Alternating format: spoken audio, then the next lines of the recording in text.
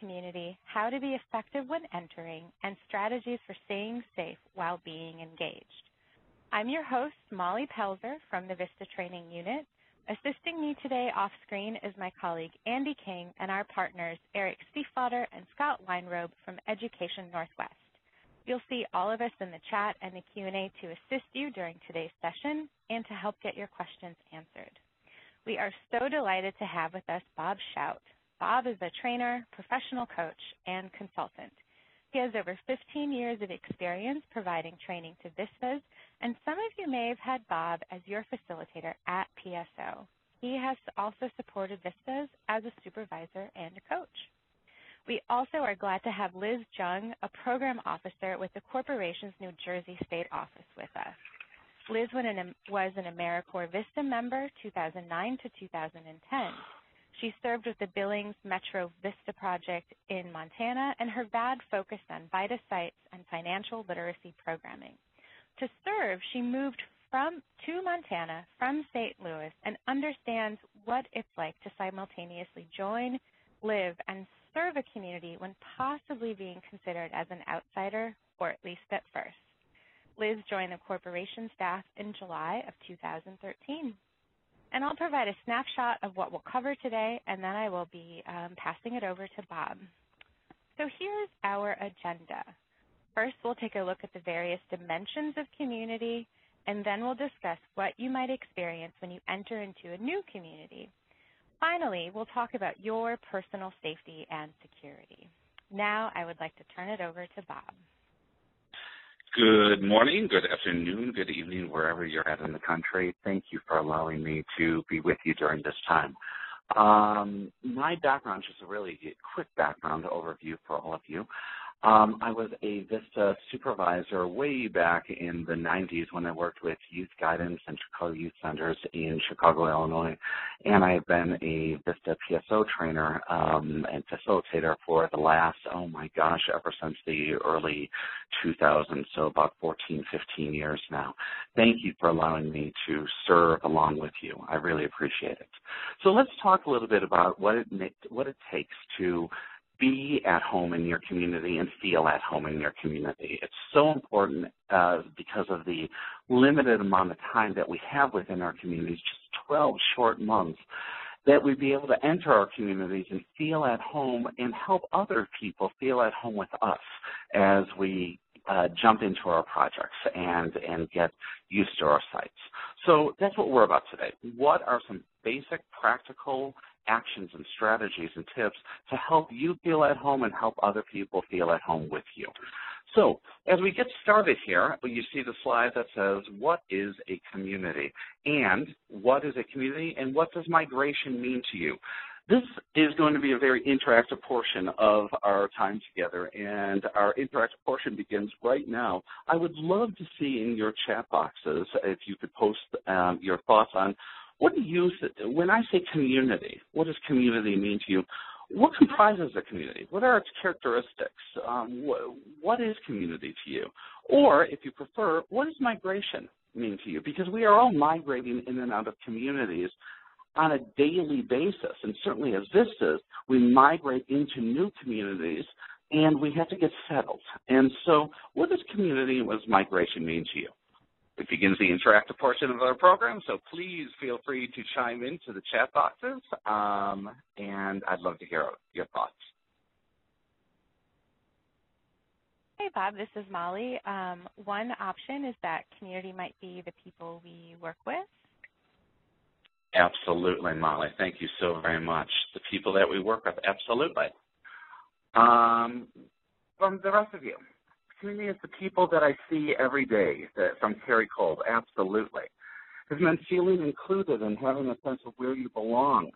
From Rachel and from Noel means those individuals, businesses that we work with and that live together.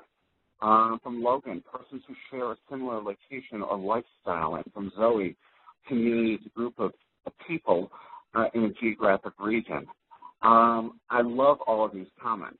Absolutely. They're scrolling so fast right now. It's wonderful. And so Debbie says, when animals migrate, they do so out of necessity. Maybe people need to enter into different cultures in order to grow. Absolutely. And with those comments, I'm hoping that you have some pen and paper near you, because I want you to be able to take notes. When we take notes, we commit thoughts to memory, and it becomes part of our cellular memory that we can retrieve like computer files.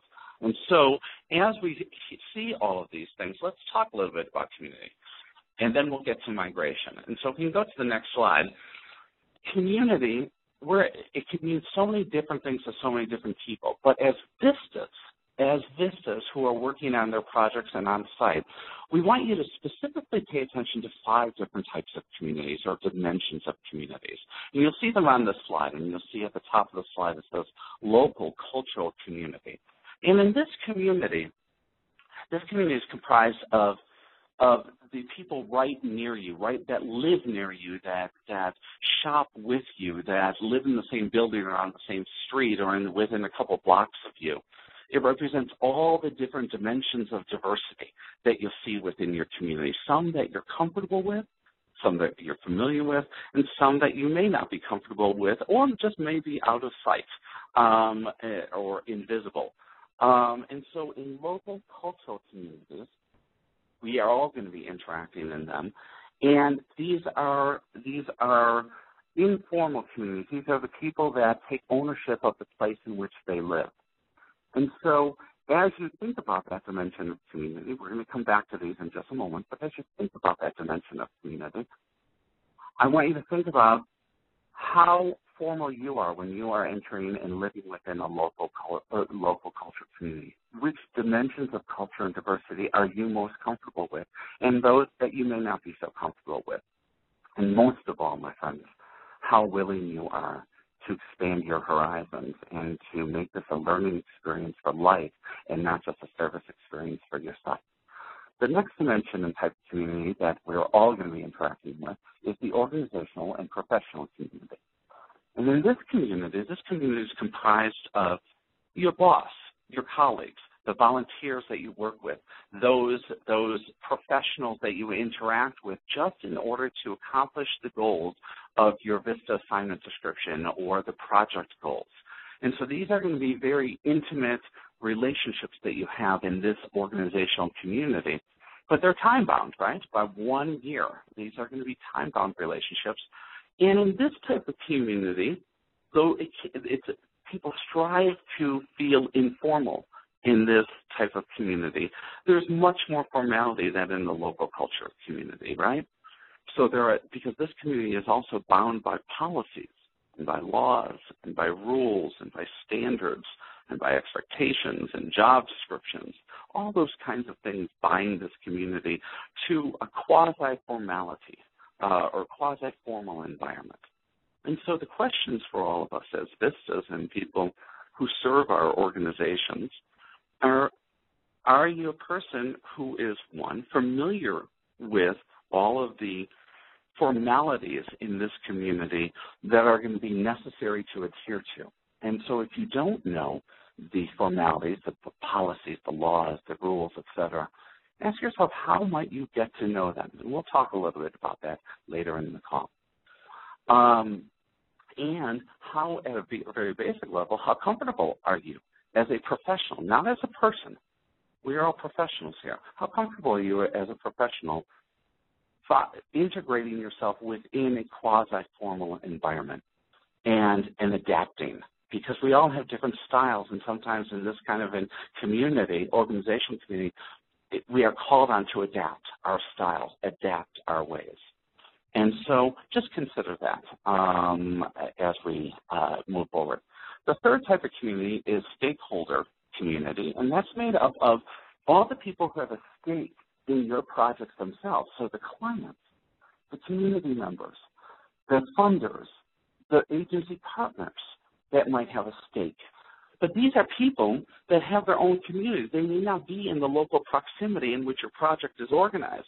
So a funder might be half a country away, or a funder might be in a much different geographical location. clients may have their own culture within their neighborhood, their local community, but then they enter your organization for service, and they have to adapt to the organization's culture and community itself, and so their behaviors may change just a little bit.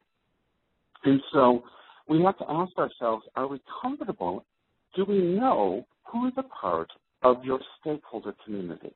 So I would invite you, for this community, to think of your projects themselves and ask yourself, do you know who funds them? And I don't mean just the organization. Do you know the people from that organization who fund your projects? And the funding might be grants, or it might be just the people who financially support it in the community, at local churches or local schools. Do you know not just those organizations, do you know who those people are? And so, and with our clients, have you had an experience, and are you willing to meet them where they are at and get to know them as human beings and as community residents, but also as client needs? What are their needs as they enter your or this stakeholder community or the organizational community? And so I would invite you to at least consider doing some informational interviews as you begin your VISTA experience. I know that's one of the things I did with the VISTAs that served with me and the organization I worked within. Had them go out over the first couple of weeks and really do some informational interviews with stakeholders, just to get to know them and to introduce themselves, and also do them in-house with the organizational community. Sit in on other programs, get to know the staff in different ways, and then also do it with the local community, so that you can go sit on someone's stoop and get to know them and really experience the local community in its truest sense. The fourth dimension of community is the geographic community, regional community. And I put this in here because of my experience with VISTAs. My first experience was in Chicago. And Chicago was it's a large city, very fast-paced urban environment. And we had a couple of VISTAs that came to us from rural parts of Michigan and Louisiana. And I realized, with my speed of talking and my speed of management, that I was pushing them, as I would push a lot of people, to say, okay, let's get started. Let's energize this project, okay? But what happened, I realized when I look back on that experience, was that some of the VISTAs that came from rural parts of the country, they were so excited about the project, but they were thrown by the regional fastness, the speed of Chicago, what they thought were the rudeness of Chicago, when we all saw rudeness as a sign of respect. And like, hey, I'm just saying it as it is. I'm being real with you, okay? And so when you enter communities, be very conscious that there is a geographic regional community with its own pace, its own style, its own habits of interaction with the people that live in that geographic region. When I moved to Dallas after Chicago, it was me who had to migrate down to Dallas and get adjusted to that migration, because there were a whole different, the pace was slower, the style of language was different.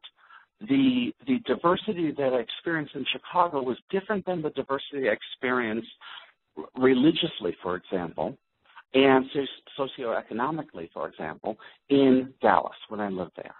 And now that I live in Santa Fe, New Mexico, a tiny little town of 77,000 people that is comprised of Hispanic, Latino populations, and Native American populations, my whole migration to Santa Fe has had to change me, change how I walk down the streets, to slow up and not be in such a fast pace, to get to know some Native American languages so that I can understand the signs and really demonstrate respect to the people in this region.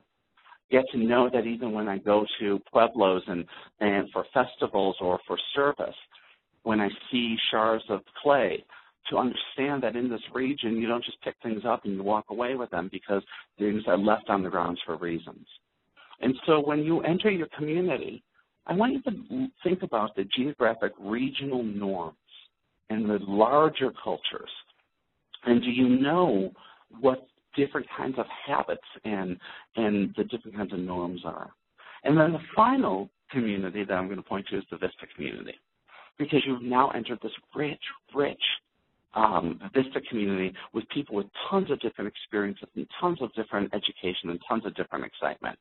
And so I would invite you to just ask yourself not to get secluded into your own site-based community, the local or the organizational community, or even the stakeholder community, but really make sure that you're stretching and saying, I want to, on a weekly basis, to get connected to the Vista community. And I see Emma asking a question that says, what is the difference between organizational and professional community and the stakeholder community? And so, Emma and everyone here, think organizational and professional community as the professionals within the sites that you're serving themselves, okay? So the professionals themselves that serve within those sites, okay? Either the specific site you're on or the project site, which may include several different offices or several different locations, okay? So the organizational and professional community is the local group of professionals within your organization or project area that are driven by, their key drivers are the project itself, its policies, its processes, its procedures, its specific goals, etc. The stakeholder community are people that are associated with your projects, but that's not their only association. They could be local civic organizations that you go to a monthly meeting with just to share information about your project, and they may have an interest in your projects for collaboration or developing memorandums of agreement, but it's not their only interest. They have many more interests. A funder is part of your stakeholder community. They're certainly funding your project, and they are very interested in your project, but they fund other projects also. And they have very specific requirements of you for marketing or for reporting and things like that, which may be very different than what is asked for in-house through your own reporting systems in-house. And so all of these communities will blend together. And you're going to be in all 5 of these communities every single day. But we ask you to be clear about when you're pivoting in your communication or in your interaction with a person from one of these communities. Understand that your mind has to pivot too, and your behaviors have to pivot also, because they all have different drivers. And if we can go to the next slide, you'll see entering a new community. Actually, I'm going to ask you if we can stay on the previous slide just for about one moment. Just to see the dimensions, one of the things I would invite you to do as a homework assignment from our little time here together is, and it's an assignment I gave all my Vistas when I was working with them, not only conduct informational interviews, but a key question for all these dimensions of community is what are each community's key drivers? A key driver is what motivates the community to act, what freaks the community out or stresses it out, so that if they experience a stress, they respond automatically. And so a key driver is what's its impetus to action and to holding itself together, as well as what stresses it out. And so I used to ask my Vistas, I want you to go to these informational interviews, and I want you to ask those questions. What are the stressors here? What are the things that would mobilize action here? What are the things that would pique this community's interest, a stakeholder's interest or a colleague's interest or a volunteer's interest within an organizational community?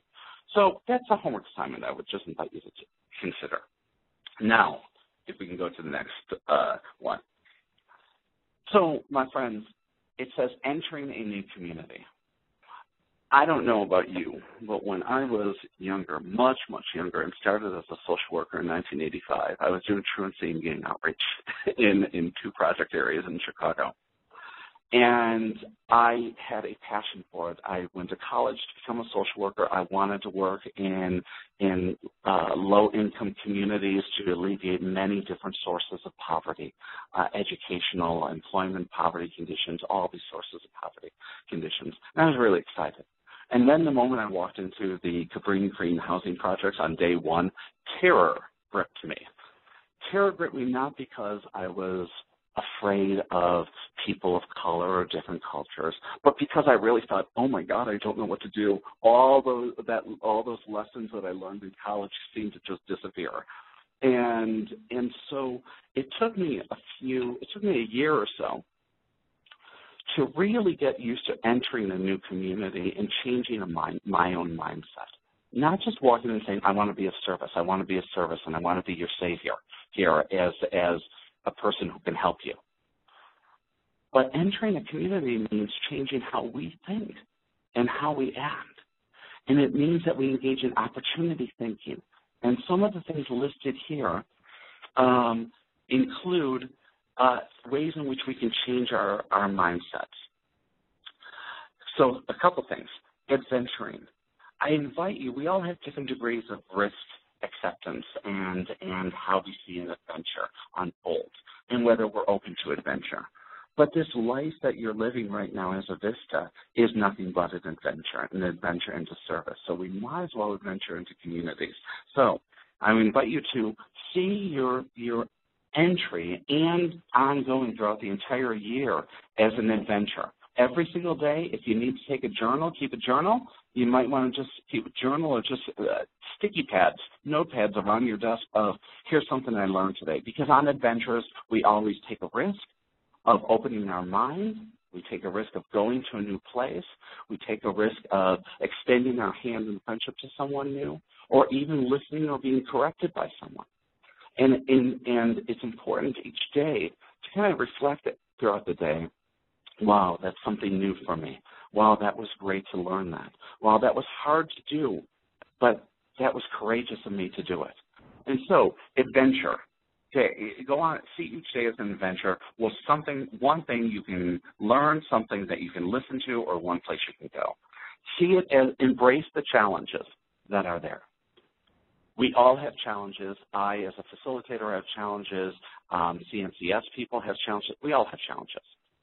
We can kind of reject them and deny them and minimize them, or we can embrace them and say, oh my God, let me figure out, see this as a puzzle, and let me see how I get through this challenge. What are the pieces I need to put in place? I want you to invite you to embrace the people in the new cultures and really stretch yourself through exploring new ways of seeing cultures. Cultures in organizational communities show up as different work styles, different leadership styles, different communication styles and learning styles.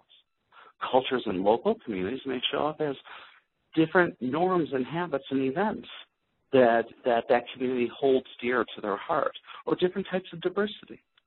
And so embracing doesn't always mean agreeing with. It does mean accepting, though, and respecting. And so as you enter your new community, embrace it. Seek to understand it, seek to accept it, seek to respect it. That doesn't always mean you'll agree with everything, okay? And that honors the individuality in you. Experience different things. Try to experience, even if it's just a passive experience of just observing how a stakeholder, before you want to say something to a funder or something, really to say, hey, can I see how this operates, how your organization operates? Can I learn from you? And really experience their life, because you'll then understand their key drivers, what motivates them. When I first started working in Chicago Public Schools as a team director of youth guidance, I had to network with 5 school principals because my team of 22 were based at 5 different schools. And when I first did my first outreach call to the first principal to set up a meeting in the end of August, he said, absolutely. He said, how does 6 a.m. work in your schedule? And I said, oh, 6 is just fine. I did not hear the a.m. part. And 5 minutes later, I called back and I said, did you say a.m.? And he said, yeah. He said, we need to have our meetings between 5:30 and 6:30 a.m. He said, by the time 7 o'clock rolls around, classes have started, our day is too busy to meet. And so you need to be able to experience what their days are like so that you can adapt your relationships and your agreements to match their experiences. And then finally, learning and blending what you already know. So learning is taking in, and blending is adding to. And so as you start entering your community, I always ask permission. But even at this stage in my career, I'll say, is it okay for me to chime in? Is it okay for me to offer an alternative perspective? Is it okay to offer an idea? And I'm not tied to them accepting any of those ideas or alternatives. And so blend your ideas in. And if you're worried about how you'll come across, you might want to just ask permission first. Let's go to the next couple slides. You can go to the next slide. Okay. Some strategies, tips, and can we back up a slide? Just one slide. Thank you. Strategies, tips, and resources. And so, my friends, I know we only have about 5 minutes left in my section here because I want to honor the time commitments for your other presenter. But on this slide, I'd like you to actually, if this is posted, where you can print this out on the Vista campus, download this slide. And I'd like you to print it out. And I'd like you to start sharing tips with yourself, with other businesses, et cetera, on each of these areas. What are some tips for moving in physical migration into your community, or moving in cultural migration, or even becoming an active community member? And so what I'd like to hear right now is blending is becoming an active community member, that quadrant on the bottom part of this slide. And so I'd love it if you can chime in right now in the chat box to blend in a community and become an active community member. What are some of the ways in which you've already done it? So let's just take just about 30 seconds and let's share through the chat box. I love that. Shannon, volunteering outside of your site. Absolutely. Absolutely. Others? Other ways you blend. Attend community meetings. Yes. Ask to participate. Absolutely. Volunteering. Absolutely. What Noel is saying. Join some networking groups. Yes. Yes. Attend community events. Join a local young professionals group. Join the community kickball league. I love that Logan said. Join sports clubs. Join some leagues. Do other things. Join the Moms Facebook group. Absolutely. Participating in events like First Friday. Absolutely. Happy hours with coworkers, etc. Brian, you are absolutely right, because that's your organizational community. Shadow other organizations and coworkers if you can. Yes, absolutely. Dance classes, all these things. So look at what all of your colleagues in the Vista community are already doing. I love what Joanne said. Go to the dog park. Whether you have a dog or not, just go to the dog park. Start meeting people. But just get out there. And as you introduce yourself, people are going to want to know about yourself. The key is don't put yourself out there meaning this is who I am and this is what I'm doing and this is me and this is me. If all the pronouns you're using are I pronouns when you start entering and blending with these communities and not waiting for them to say what they are about and who they are, then we're superimposing our community expectations on another community. And so do all those kinds of things, and in the process, observe, listen, and then begin to blend. Let's take a look at the next slide. I listed just a few tips on it. It says community entry best practices. And these 5 things are all the things that I had my Vistas do, so I just thought I'd offer them up for you, for your consideration. Community walkabouts with peers and or clients. So I made sure all of my Vistas, I had some clients set up in advance that I would say, can you just walk these Vistas around the community and talk to them from your perspective, all about the community. Or they did it with peers. On-the-spot visitations with community residents and business owners. When I was a social worker in Cabrini Green, my first supervisor said, do you see those people sitting over on the stoop of the apartment buildings? I said, yeah. And she said, go over and sit with them and talk to them. And if they don't want to talk with you, then see those other people, go sit with them. And I said, well, what am I supposed to talk to them about? And she said, I don't know. She said, how about life? How about their life? And so it's about just stopping and putting, and this takes courage to put yourself out there. And so I would invite you to do that. Hosting an open house, then a potluck for neighbors. My Vistas did this too. I said, you know what, you host an open house here at our center and then at your apartment. And I'll certainly bring some food as a potluck, but for you to get to know your neighbors. Telling everyone about yourself or about your culture of origin or about your home community right off the bat, that's one of the things that you might not want to do. I put that in there as a do not do this right away, okay, kind of thing.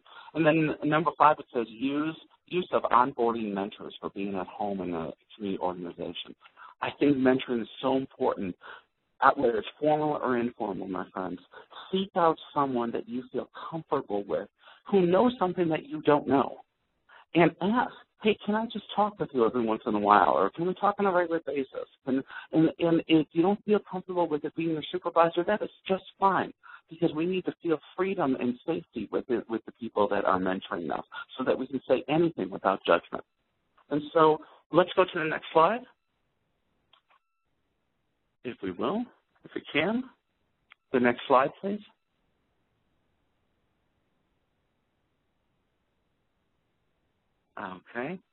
Okay, and then finally you'll see the number 6 through 10. One of those doesn't belong, okay? Use of cultural coaches belongs. Adventure and exploring belongs. Use of meeting, visitation, and job shadowing belongs. Use of informational interviewing for stakeholders belongs. That number 7, upon entering your new community, going out and teaching them a few things to prove your intentions and abilities. My friends, some of us, when we're insecure or uncomfortable or lack confidence, we overdo it. We kind of turn up the heat and we say, let me just prove it to you. That pushes people off at times in communities. People want you to do things, but they want to be able to do them with you, and they want their voices heard too. So just be careful as you enter to relax in your entry and not feel compelled to just do. Okay, next slide, if we can, please, Scott. Okay, community entry traps to avoid. And if we can go to the next slide after that, we'll see. We can talk about a few of them, okay? Some of the traps are serving in your community of origin. So some of you are serving in the very communities in which you were raised or that you've lived for the last 10 years. And I know that when Vistas did that with me in Chicago, there was an assumption. One of the traps was this assumption, well, everyone knows me, so everything will be fine. Well, I'll get along with everyone. And that kind of mentality and assumptions, those are traps. Because you are now, even if you were raised in the community or you worked there for the last 10 years, you are now in a new role, which comes with new responsibilities, which comes with new boundaries around your responsibilities and what you can and cannot share with people. And so when you're serving in the community of origin, you might have to put up boundaries around friendships and relationships that you've never had to do before because of client confidentiality or because of civic networking partnerships. And so really understand, do you know your roles and responsibilities? And if you're in a community of origin, are you really willing to put up the boundaries? And if you don't know how, that's what your Vista supervisor is all about. So really ask them, how do I do this? How can I say this to someone? Can you advocate for me? Can you be my ally when I'm saying it? So that you can redefine who you are and you'll get more credibility with your new role. And then finally, if you can go to the next slide, a couple simple things. These are things that I know may sound corny to some people, but this is what drives me each day, so I wanted to share them. Several things you can do to connect with your community. Look out, but turn within. So look at everything that's going on, but turn within and ask, what does this mean to me? And how am I changing and how am I growing in the process? Act out, but grow within. So that doesn't mean act out like a child for any of us, but it means go ahead and do things and be yourself and put yourself out there. But constantly be open to the feedback, even the looks of some people. If your volume's turned up a little too much, they may shoot a look. And don't be offended by it. Go, oh, this is a learning moment. Stay in a learning and stretch mode as much as possible each day. Virtues and values will always lead the way and save the day. And so virtues are the things like courage and compassion and patience and fortitude and persistence. If you're nervous about going into communities or you're excited about doing it, always let virtues lead the way. And the values that you've committed to as a Vista of service, and that means not just doing, but it means listening to. Join in and do local things. Demonstrate respect for all cultures and forms of diversity, even if you are uncomfortable with them. There might be forms of religion that you're not comfortable with. But our job as professionals and as VISTAs and people of service is to respect all forms. There might be orientations you're not comfortable with. But, this is an opportunity for you to not deny what you believe or anything like that, but be open to the human experience and respecting all people in their individuality. There might be other forms of diversity that you're just not comfortable with. This is the time for you to learn and grow. Don't continuously compare and contrast your culture to theirs, because then you're not blending in with the cultures in which you find yourselves. And finally, my friends, always respect the human condition and relate on a basic human ground. If you don't know some professional lingo, don't worry about it. Just say that up front and say, I don't know this. I don't know what you're talking about. But kind of just explain it to me and I'll get it. And so just talk human to human instead of putting on any face or front. If we can go to the final slide, and it, I think is our transition slide. And it is. And it says, so now in addition to moving into a community and feeling comfortable within the community and blending, my friends, we need to help you stay safe in the communities. So I'm going to turn this back over to Molly, and she can take you into the next section. Thank you so much, Bob. That was such great information. So we've just started to think a lot about various dimensions of communities, and while communities have many positive elements to offer, we may also experience some negative or less than positive aspects. Safety and well-being are at the root of a healthy and productive VISTA service here. So approaching your new community with a heightened sense of awareness will enhance your personal security. We want your focus to be on your service, not worrying about where to park your car or taking the bus home alone after dark.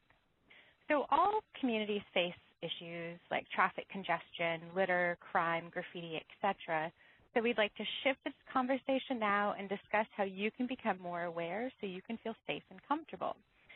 We're not security experts, so we won't be plotting crimes on a map, but later in the presentation, we'll share community resources that will do that and more. And we want to get you thinking about your environment, share some resources, and hear what's on your mind. In our everyday lives, we are confronted with both safety and security issues. When facing an issue related to safety, we can usually take steps to lessen the impact of a potentially harmful situation. The way we react to an event or the threat of an event, such as a storm or waiting for the walk sign before crossing the street, reduces our risk of injury. And sometimes being safe can be as simple as avoiding an issue and changing your location or geography and ultimately just getting out of the way. There are some events, however, that directly threaten our security. Security threats typically result from intentional or directed acts such as theft, assault, or other crimes. The car window we see on this slide was most likely intentionally broken by someone who wanted to break into a car. Perhaps not your car or that car in particular. They just wanted what was inside, and it wasn't targeted towards a specific individual. The thief didn't care who owned the car. Threats make us uncomfortable and can prevent us from carrying out our daily activities. But if we're aware of our community and surroundings, thinking back to what Bob mentioned, we can control how vulnerable we are to threats. So if you observe two people fighting and shouting obscenities at each other, you probably won't walk between them, right? You might cross the street, so you reduce the threat of being involved. You might also decide to park your car under a street light so you can check things out if it's dark when you come back. And while you can't always manage a threat, you can manage how vulnerable you are to a threat. In your home community, it can be easy to determine when threats are real, but in a new setting, you might not be able to detect the risk or threat as quickly. At the same time, situations that might indicate a risk or threat in your old community may not always be a risk or threat in your new community. And the important thing to remember is that it will take time to get to know a new community and establish your boundaries. You'll probably need to ask questions in order to establish a reference point for real threats and perceived threats. So finding a local mentor or cultural mentor to help navigate a new community, as Bob mentioned, will accelerate your acclimation process. Maybe it can be someone you work with, maybe it's a trusted neighbor, and it never hurts to ask people you meet for their insight too. So ask the cashier at the grocery store for the fastest way to walk home, or maybe even the best bus route to take. Risk also probably makes most of us uncomfortable. Even the thought or possibility that something bad might happen or we might lose something is enough to make some of us stop and reconsider our actions. Some actions can mitigate or reduce our risk, like wearing a seatbelt reduces the risk of severe injury should you get into an auto accident, while other actions or lack thereof might actually increase our risk. Such as not looking both ways before crossing the street or leaving your backpack unattended in a public place, which would increase the chance that someone might actually snatch it. Remember that risk can have a physical, mental, emotional, or even financial impact on your well-being. Managing your risk and your exposure to risk is important when thinking about safety and security issues. Not leaving your backpack or laptop unattended significantly reduces the chance that someone will steal it. If you don't look both ways before crossing the street, you will have a higher chance of getting hit by a car. So in these examples, the risk of getting hit by a car or the risk of your backpack being stolen can be almost entirely eliminated from happening if you take the proper action. It's probably not a stretch to say that all Vistas push themselves and are willing to move outside of their comfort zones, experience new things, see new places, etc. And when you do that, there can sometimes be risk associated with those new experiences. Some of you may be serving in the community where you grew up, the community of origin, as Bob mentioned. Some have traveled to other parts of the country and are living in places very different from what's familiar to you. I know that in the chat you all were sharing where some of you moved to and from. But what's consistent across the board is that all of you are going into unfamiliar territory to help others. However, as individuals, each of you have a different threshold and tolerance level when it comes to taking risk. This makes it difficult to find or recommend a one-size-fits-all safety plan, but we can all take steps to better manage or mitigate our risk. So let's talk about some security and safety threats that might occur in our communities. The graph will help us understand the frequency and the impact of events that might occur, and depending on the event, it could have a high impact but low frequency or vice versa. As much as we don't want to admit it, theft, assault, robbery, mugging, etc., all occur with some regularity in our communities and neighborhoods. However, these events might fall in the lower right section of the graph, which means that while they might occur more frequently, they'll hopefully result in a lower impact. And while theft or physical assault is traumatic, your recovery period is usually shorter than some other risks. With the next set of events we add, more trauma will probably result. Sexual assault and a car accident result in more of an impact, but hopefully occur less frequently. It will take more time to recover from either of these events, and the impact could linger. And when we add death or being hit by a car to the graph, we get to events that are very high impact but have the lowest frequency. So while these events are the most traumatic, hopefully they don't occur frequently or repeatedly. So the risk threshold starts to take shape. If we just draw this red line below the plotted safety and security risks, anything above the line is outside our comfort zone, and we try to prevent these events from happening. Thinking back to how you can manage your vulnerabilities, if you've been mugged 3 times in a week and you haven't taken a different way home, first, you're probably broke, and 2, you aren't assessing your surroundings and you aren't responding appropriately to the threats. You could lower your risk in this situation by varying the route you take home, changing the time you go that way, taking a different mode, walking with a friend, etc. So anything below the red line, that's the happy zone, we can usually manage, and this falls within our comfort zone. And while being the victim of theft or assault or robbery is a lower impact than death, we're not saying there won't be any impact. Remember that we all respond differently to risk, and we are all impacted in various ways, mentally, physically, emotionally, or financially. And we understand that sometimes having a very small thing stolen or taken can be very upsetting, so never underestimate the impact an event can have on you, no matter where it might be on the graph above. So let's talk about your risk threshold. What color is your line? Are you the blue line, the very low risk taker? You only do what you need to do?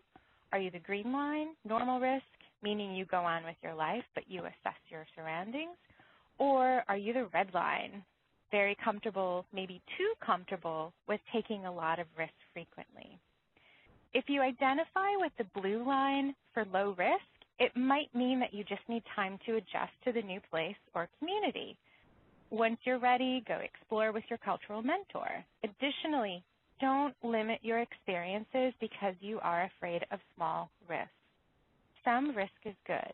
And if you only leave your apartment or home to go to and from your service site and get groceries, you're limiting your risk in an extreme way. We don't want you to set your bar too low and avoid what's real.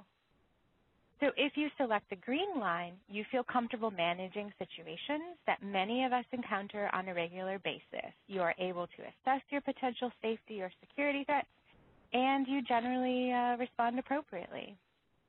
For those of you in the area of the red line, you probably walk when the sign says don't walk. In school, you probably didn't do your homework until the night before. If you frequently put yourself in situations with unnecessary or higher than normal risk of something bad happening, you will probably experience a greater and more frequent impact. And we hope that you can avoid that.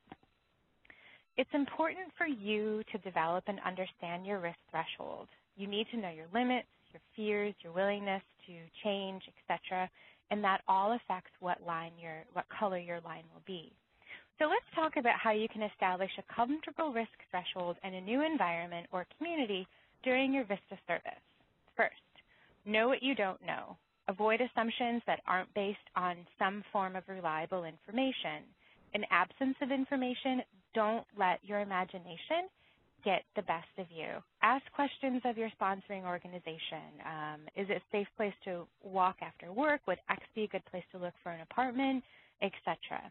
And this first step is very important. Remember that your threshold will change.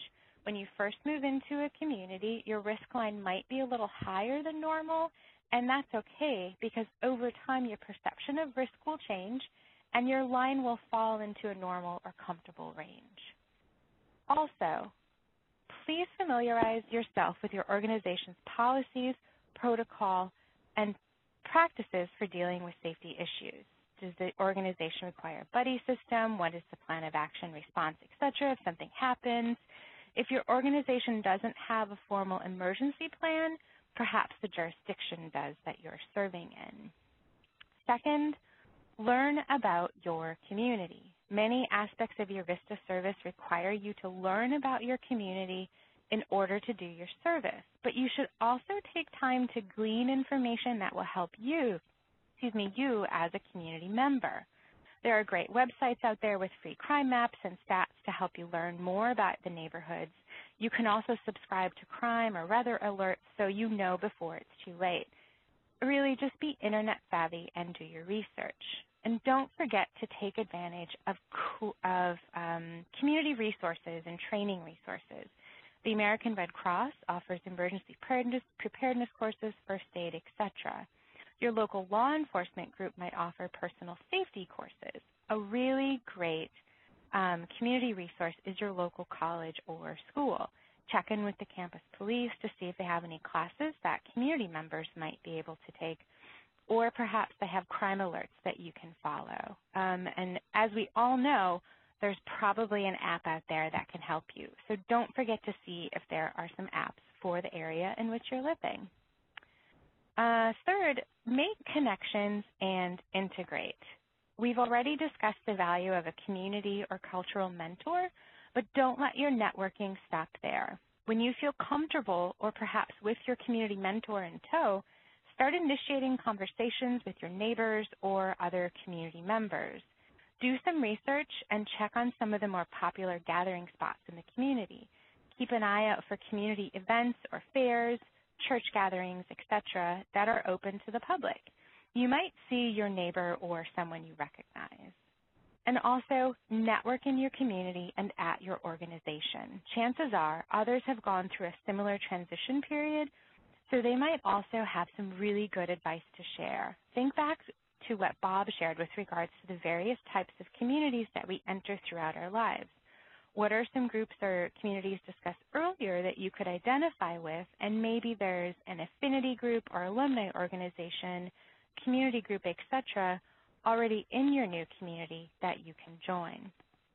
You can also turn to the VISTA campus. Use the map function to see if there are other VISTAs in their area. If you're the only VISTA in a certain region, consider starting a forum discussion to share experiences virtually. Sometimes all it takes is knowing another person is experiencing something similar to you. And finally, trust your instincts. Listening to your gut is a powerful tool in crime prevention. The points we just discussed will hopefully assist you in making good choices, but sometimes we just have that feeling and we need to remove ourselves and avoid a situation. Hopefully your instincts will drive you to good choices and apply some of the risk or threat information that we discussed. And if something does happen, please call in the VISTA network to support you. Make sure your supervisor and state office know about the event. Reach out to other VISTAs and those in your communities. So I'd like to maybe take just a second or two and hear from all of you. What strategies or tips do you use to stay safe? Please use the chat feature and share some resources that you think might be helpful. Maybe you have a website that you check or you get email updates from. Is there a Twitter feed you follow or a particular local group, organization, nonprofit, etc., that might be able to help offer assistance or training? So while we wait for some of those thoughts to come in, I'm actually going to share one last very important resource with you.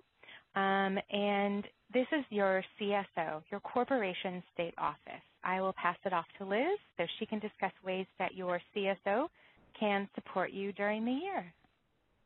Liz? Great. Thanks, Molly. Yep, I'm here. Can you hear me? You're good. Okay, great. So before we dive in, I just want to take a minute to remind everyone about who and what the corporation state office is. So the CSO is the corporation piece on the ground. We are in your state, and sometimes members confuse the state office with the VMSU or the VISTA headquarters office in DC. And while we're separate, we all do work together to ensure the success of the VISTA program. So really, you can just think of the corporation state office as your local arm of CNCS. So at the state office, we mostly work with the sponsors or your project, and we're in the background to ensure that you have a successful and fulfilling year. And you actually may not have any interaction with us during your VISTA year, but we're here. We're here to field all sorts of questions for you guys and offer support during your service year. And as I'm about to share, we're here when you might be in a jam. We're here to help out. But unfortunately, sometimes we're actually the last to know when you do need help. And by the time we find out, it's far too late, and we may not be able to offer assistance anymore. So one thing to do, it's important to reach out to us during emergencies or difficult situations. A lot of times members can ask their state offices for help, even when your site or your supervisor is already providing support. And again, you don't have to wait for anything bad to happen. Check in with us. We want to hear from you guys. We love to hear about the great things that are going on, the great work that you guys are doing, and often that good news is just as valuable as the bad news. So please let us know. Also, let us know if you have any tips for your other VISTAs. Maybe you have a great landlord that you'd want to refer to, or a great community to live in, or you found some great resources or trainings that you may want to share with other VISTAs in the area, and we are more than happy to collect that information and share it with either current VISTAs or VISTAs in the future, so feel free to reach out to us. And since we live in the state, we also might be able to offer some important local and community advice. And while we may not be able to serve as a community mentor, we are more than happy to share tips and resources to enhance your safety and reduce any security threats. But in the rare circumstance when anything might happen, your CSO might be able to access resources and offer assistance that your site might not be able to. So, for example, the state office can approve additional leave or if an extended absence is required. And in some cases, the state program director can even reimburse you to cover extraordinary costs up to about $500 that are a result of emergencies such as like an uninsured fire loss. But you just have to remember that this is a reimbursement, and whatever's replaced has to be essential and directly connected to you completing your service. So if your phone's stolen, chances are you won't be reimbursed to buy a new one. But at the same time, it might be good to think about insurance and how that can come in handy. Sometimes I also hear from members who need help approaching their supervisors about a particular topic and they don't feel comfortable. Again, the state office is a great person to go to. We're more than happy to help mediate that situation and support you in that process. And unfortunately, there are actually a couple situations that we can't help in. I sometimes run into VISTAs who make the assumption that because I work for a federal agency that I'm connected to all the federal agencies, and that's actually not the case. We're a separate agency without jurisdiction over other federal or state agencies, but if we can't help, we will definitely try to direct you to resources that can help you. So I definitely encourage you to get in contact with your state office. We love to hear about what you guys are doing, and we want to be the first to know rather than the last. So contacting your state office is pretty simple. All you need to know is really the abbreviation of your state. So if you'd want to contact me in New Jersey, it would just be nj@cns.gov, or if you wanted to reach out to the Tennessee State Office, that would be tn@cns.gov. Likewise, the Colorado State Office would be co@cns.gov. And you can also find our contact information via our website at nationalservice.gov/state offices. And also some state offices have pages on the VISTA campus, so you guys can definitely check that out. There's some great resources on there for you. So I know that was kind of quick, but I hope you'll reach out to your state office. We definitely want to hear from you, want to know what's going on. And that's all I've got. So before we get to the Q&A period, I will hand it back over to Molly. Liz, thank you so much. It was so great to hear firsthand from not only a state office member, but also a VISTA alum. So Q&A is up next, everyone, and I know that you've been really pretty active with questions, which is great. But we hope all of you respond to this call to action and take these simple steps to help you remain safe and secure during your year of service and after. Mature behavior, good judgment, and street smarts can really go a long way toward enhancing your personal safety, but they're not insulators. So first, it's important to recognize when you need help. Know the risk, understand the threats, and build your support network. What steps can you take to lower your risk? Do you need to make sure you always lock your doors and windows? And as was mentioned a little bit ago, if you don't have renter's insurance already, you might want to consider getting it. Policies are usually pretty affordable and can save a lot of worry. Next, have a plan. If something does happen, how would you react and who would you call in case you need help? Whether it's the police, friends, coworker, your CSO, or supervisor, game out those scenarios and make sure you know how to reach them and how they can reach you. What would you do if you lost your wallet? Do you have copies of your credit cards? Would you be able to access your bank quickly enough to turn off your debit card? And what if you lost your cell phone? That's what I always worry about. Do you have those numbers saved or backed up in another place? Next, explore. Bob talked about this as well, and our communities have rich resources available to assist residents. A great place to start, like I mentioned, is a local college or university. Check in with their campus police, see if they have community updates. We also mentioned the American Red Cross for training, as well as local police or sheriff stations for self-defense classes. And remember that there might be an app with alerts, safety tips, etc. If you are the victim of a crime, there are also national networks and support groups that can assist you and perhaps connect you with your local chapters. One such organization is the National Center for Victims of Crime. And finally, take care of your community. Respond to the call to action to protect your community because you live there too, even if it's for a shorter period of time than some others, and you can make a difference. Be part of the solution, and if you see something, say something. I know you've heard that before. Think about, do others feel unsafe in the same way? Is there something I can do to enhance the safety? What relationships can I build to help? Or is there a community advisory group or neighborhood alert team that you can join? So while we get ready for the Q&A, you should see an evaluation poll on the right side of your screen. And we really would hope that you all take a few minutes to answer the questions for the poll, because we like to be able to improve these webinars, and your input helps us with your process. So we've given you a lot to think about, and now it's time for your questions. You can ask questions using the Q&A panel located on the right side of your screen. Make sure that you enter your questions into the Q&A function. It becomes a little bit hard to follow in the chat. And for those of us who've joined us via phone, you can also ask questions via phone. India, could you come back on and give us instructions for phone questions, please? Certainly. If you'd like to ask a question over the phone, please press *1 and record your name when prompted. Please ensure that your phone is not on mute when you record your name. Once again, that's *1 and record your name. And if you'd like to withdraw your question, please press *2. One moment for our first question. Great. Thanks, India. While we are waiting for our phone questions to come in, I think actually there were some questions that came in that were directed towards Bob. Bob, were you able to catch one or two of those that came in? I think you mentioned one. Absolutely, Molly. There were actually two questions, but the second question had two parts. The first one, I forget, and forgive me for forgetting the name, but I forget who posted this, but it said, the question was, what do you do when the culture of a community is dismissive of a group, or like dismissive of women or dismissive of another group? And you don't want to be disrespectful, but you don't want to have to deal with that dismissiveness. And that's a Cliff Note version of the question. And so just a couple thoughts come to mind. One is I would always kind of break it down and ask, where's the dismissiveness coming from? Is it a habit, and are they unaware of it? And because a lot of times when dismissiveness is directed at us, our first reaction as human beings is to kind of search our brains and say, well, why are they doing that to me? Is it because I'm a woman? Is it because I'm this, I'm that, or I'm new, or whomever?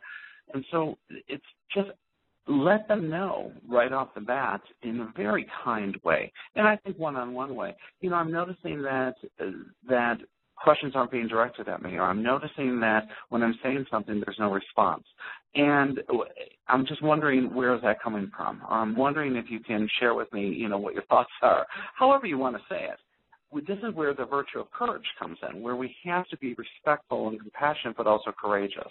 And so ask, is it a habitual thing that they are unaware of, or is it truly coming from a place of discrimination or bigotry or just stereotypes or whatever it might be?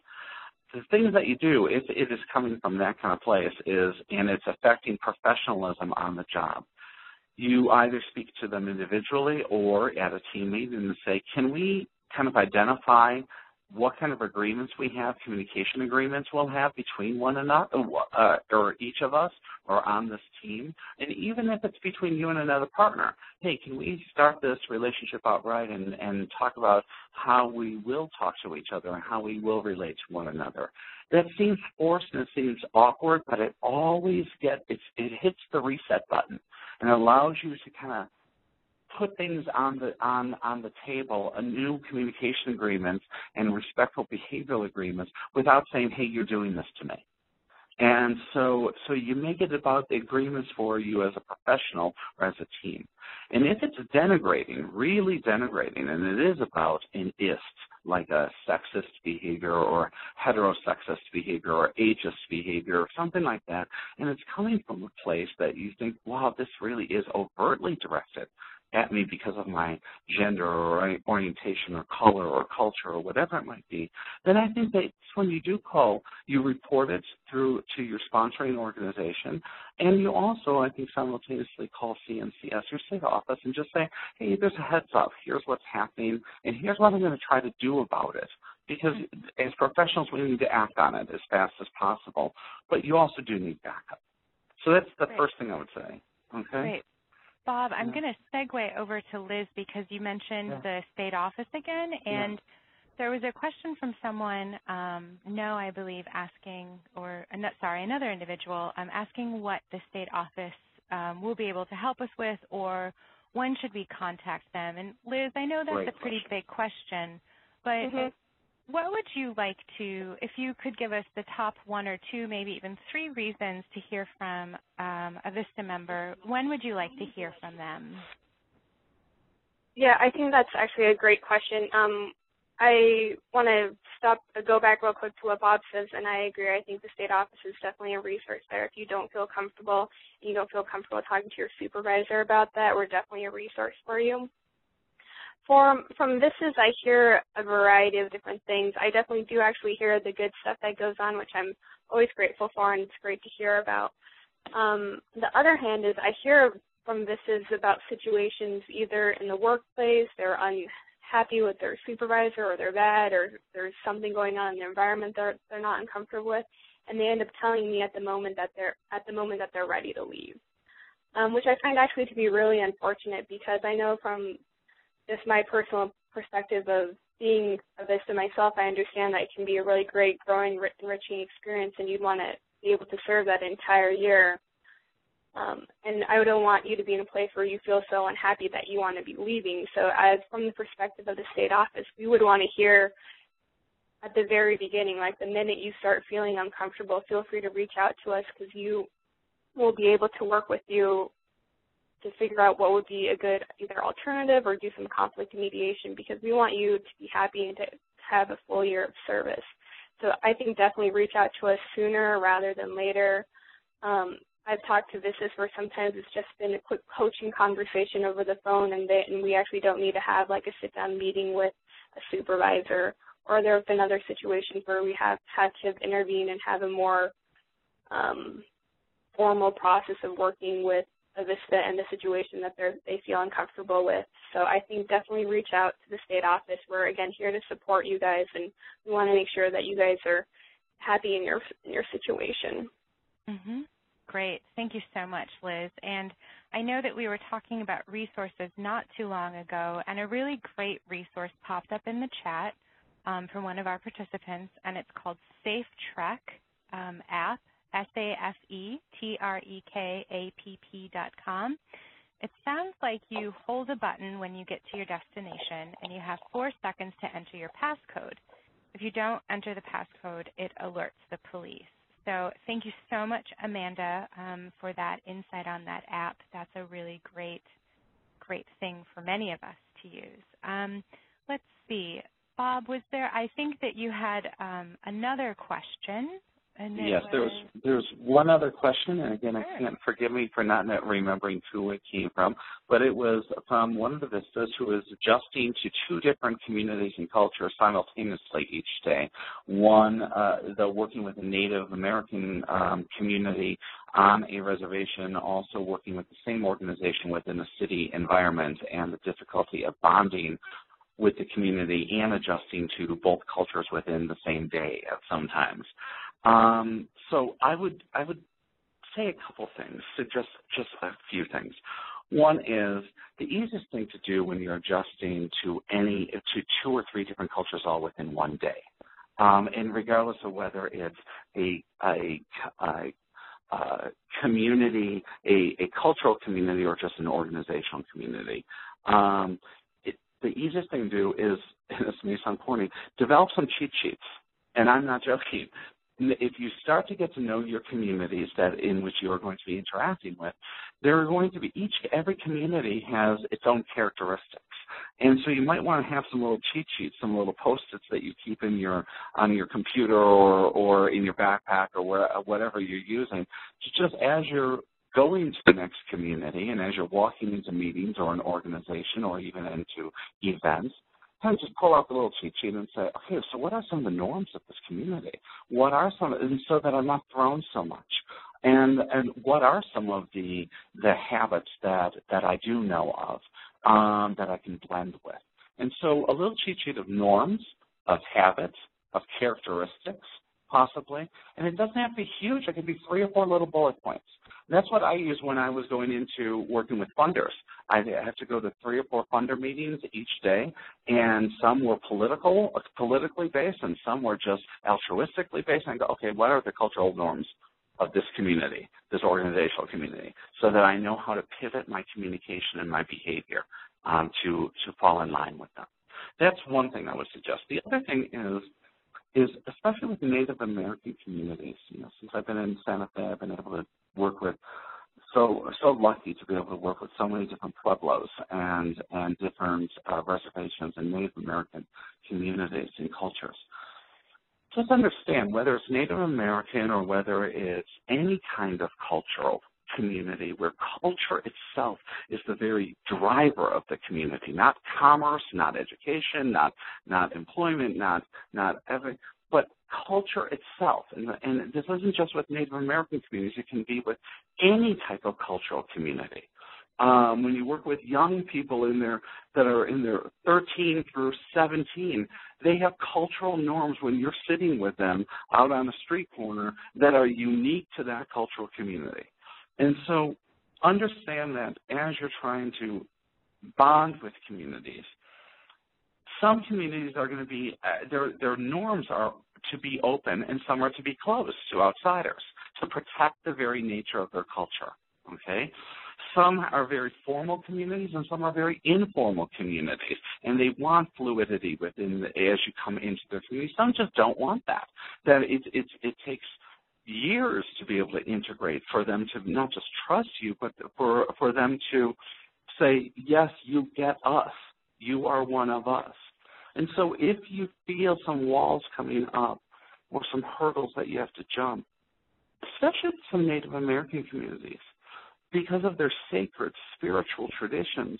I remember the first faux pas I made was being invited to a Native American dance on a pueblo, and me sitting next to the family that invited me, and for the first 5 minutes asking question after question, oh, what does that mean? Oh, why are they doing that dance? And then not responding, just smiling and putting their fingers up to their lips to say, shh. And finally, someone from behind me tapped my shoulder and said, it is inappropriate for you to ask questions. These are spiritual dances, and you are not part of this community. So please enjoy it. Please, but respect our traditions and don't ask. And I said, oh, I'm so sorry. Thank you for letting me know that. And so don't be offended if someone's closed. You might want to ask questions. But all communities take time. They have their own norms of inclusion. And so you might, what I would suggest is the mentor. If you, right after I heard that from that person, the family that invited me to that ceremony, I talked to the counselor. There was one of their daughters was a counselor that I knew from Santa Fe. And I said, Nicole, would it bother you if I asked you to be my mentor for some Pueblo communities, just Pueblo life and culture? And she said, well, I can't answer all the questions. I said, no, that's okay. But can I ask and even if you can't answer, just let me know that. Is that okay? And she said, absolutely, Bob. So I would just say that this is the importance of getting a cultural mentor or community mentor who can help you navigate through the formalities and informalities and the openness and closeness of some of the norms. Great. Thank you so much, Bob. I would like to remind our participants that you can ask questions via the Q&A function. On the right side of your screen, you might need to chat on the little square with the question mark and the Q&A underneath it. But I want to go back to India, our operator, and see if we have any questions from our phone participants. No, currently there are no questions holding on the phone. Okay, great. Thanks so much. So we have a question from No that says, how do I adapt and embrace micromanagement styles? And before we get on to different management styles, I do want to let you all know that we actually have a webinar coming up in March, and it'll be on managing expectations and building consensus. So this is definitely a great skill, and it'll be a good webinar for you all to attend. But Bob, what would you say for a couple minutes on maybe embracing different management styles and learning how to break into a different community of managers, perhaps, or teammates? Yeah. Oh, that's a great question. I'm actually, right after we get off this webinar, going to be teaching that in the next 2 hours. So it's so opportune that you asked that question. So a couple things, and if you have some paper around you, you might want to just kind of sketch this out just to keep it in mind. So micromanagement, though it gets a bad rap, is actually a legitimate form of management. And if you have paper in front of you, you might want to kind of draw 3 little circles with like a line and then 3 little circles on that line. And because it represents a continuum of management styles. And so at one end of the continuum, the first circle, is autocratic leadership, and what we call, and under that is micromanagement, is one form of autocratic leadership. And simply means it's managing from the top down. It's directed leadership styles and management styles, like, I just need you to do this. And people engage in that style because they have no control over what the tasks are themselves. They just have to get them done, and they have to be done in a certain way. So there's very little leeway. Or it can be because of the culture in the community, in the organization, where a lot of people do go their own ways and aren't doing their things. And so micromanagement is appropriate when standardized practices and goals are not being achieved and all other measures are being exhausted. When those deadlines have to be achieved and there is no wiggle room, then micromanagement is an appropriate form of management. It's appropriate when there's a lack of the person who's supposed to be engaged in an activity or producing an assignment or producing a report. If there's a consistency in which they are not competent in doing that or consistent in doing that, so I would tell managers, if someone is not competent, consistent, or credible with their quality in doing it, then always seek to educate first, seek to guide. But if after 4 or 5 attempts that pattern is still there, then micromanagement is monitoring. Then you need to monitor, and you need to engage in more specific oversight and more direction and say, I need you to do it this way or that way. And for some of you who are competent, who are consistent, if there's a micromanager in your workplace, sometimes that happens not because you haven't demonstrated your competency or consistency or credibility, but because 2 or 3 other people haven't done it. And since we all work on projects together, the manager has to then set down norms for everyone, and they tend to engage in one style that suits everyone, for just to be expeditious. It's not always appropriate, but that is a reason. The next, just to tag onto this, the next part of the leadership style, management style, is democratic leadership, and that's really through discussion and dialogue and joint decision-making over deadlines and strategies and tactics. And then the final one at the other end of the continuum is organic leadership and management style, and that's called freedom-based management. And that's you managing up, you taking the lead, you doing whatever you think is best, and the manager being hands-off. That's all good, and we want to be able to do that, but that's all contingent upon, again, the competency, the credibility, the timeliness, and the professional interactions and maturity of the people that are at work. Because someone can turn in something very quickly, but it may not be quality. Someone can do something with tremendous quality, but they might not be respectful towards their colleagues. And so then a manager has to be much more autocratic and directive. So just consider where it might be coming from and how you can demonstrate your own trust and your own quality and your own credibility, and maybe have a conversation about that with your manager to say, can I show you some things? Can I get a chance to prove myself here. And then if I don't match what the expectations are, then please, yes, invite them to monitor you. Invite them, because then you're doing it as in a cooperative sense instead of as in resistance. Great. Thank you so much, Bob. And just I'm going to make another plug for this Managing Up, Managing Expectations webinar that we'll be having in March, actually on March 12th. We have a question from Emma. Emma, I am so sorry that I didn't ask this sooner, but it's a great question. So Emma says, I live in New York City, but I serve in Yonkers, a city north of New York in Westchester County.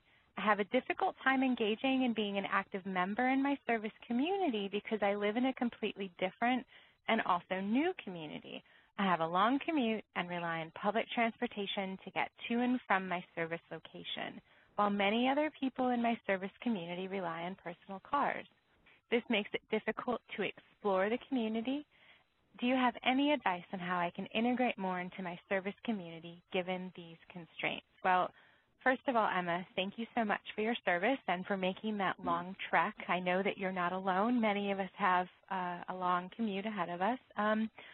But I know that we mentioned a couple options, and you might not have time on the weeknights, but I would encourage you to consider maybe joining some social groups or volunteering in one, either your community where you're serving or your community where you're living at on the weekends, and maybe seeing if there's some virtual communities that you can get some traction with that can lead to maybe quick meetups during the week after work. You might also find some people who are following a similar commuting pattern as you, and perhaps they are working close to you, et cetera, and you can maybe commute together or share some time during the commute for chatting, becoming neighborly, et cetera. I'm wondering if either our other panelists, Liz or Bob, might have a few quick things to share before we wrap this up as tips for Emma. And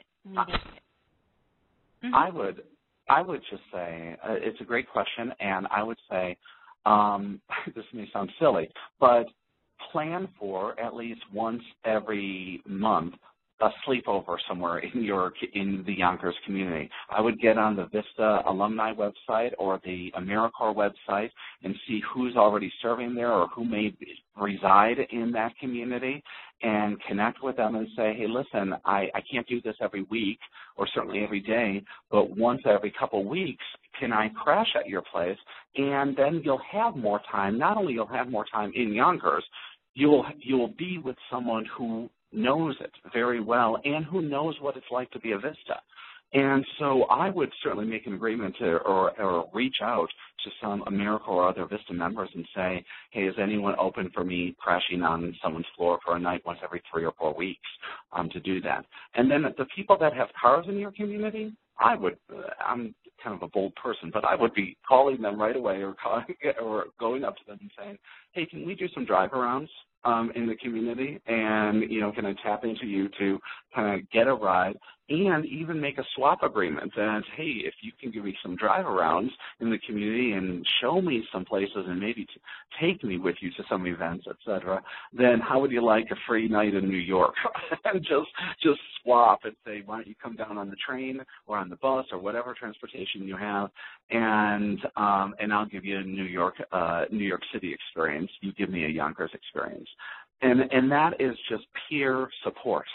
Both of those examples are just tapping into Vista or AmeriCorps peer support. Great. Thank you so much. Liz, do you have anything you'd like to add?